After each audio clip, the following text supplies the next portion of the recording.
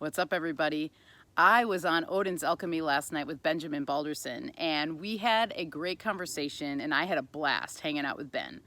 One of the things that came up in our talk was the importance of having a good plant identification book when you're out in the field, harvesting, and or trying to learn the plants of your area. I want to share this little story with you just to illustrate the importance of this point.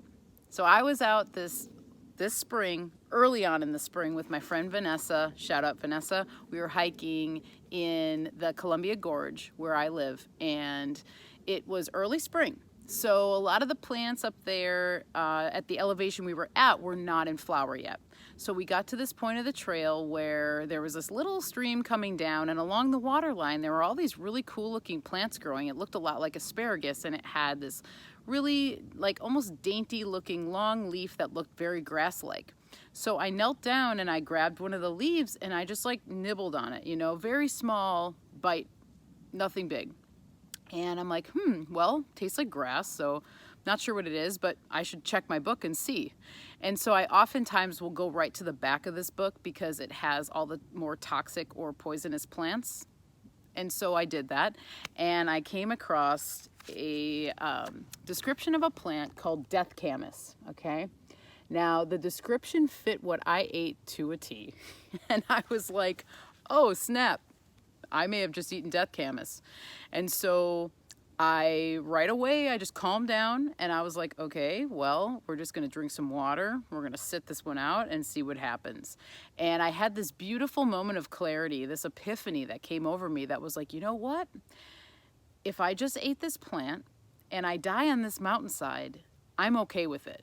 And I feel like the plant help me get to that, or help me see that like I'm at a point in my life where, hey, obviously I want to be around. I'm having fun. I'm trying to just, you know, do my thing. But it was like the plant was almost pointing to me to show me like, hey, here, this is where you're at. So it was a good reminder, right?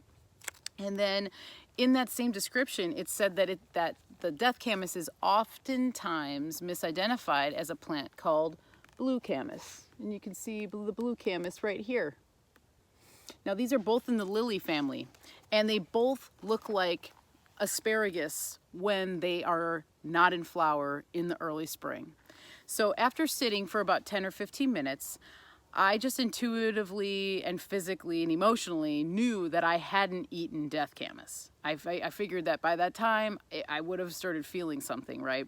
And so we just, you know, we kind of came to the conclusion that we were good, and that's what the deal was.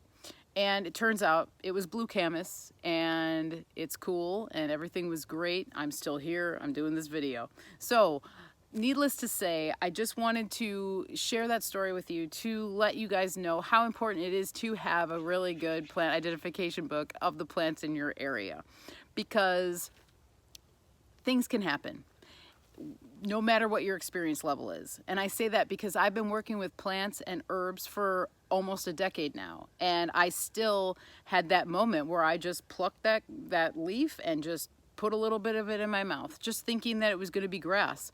But it doesn't matter what experience level you have, things can always happen. And so for me, now at this point, and right after it happened, you know, after I sat with it and thought about this, I just chalk it up now to gaining more wisdom. It was a really great lesson. It could have been a harder lesson, but it was a beautiful lesson nonetheless, because it just showed me like the plant world always has messages for us, you know, and sometimes they come harshly, sometimes they come more from a scary place, you know, but the plants are always there to remind us of something. And I feel like death camas and blue camas had a message for me that day, and it had to come to me that way so that I can share this message with you guys and know that you can go out and forage. You can find these plants that will help you heal, that are in your area, but the most important thing is to just know what you're gathering. And before you put anything in your mouth, just like with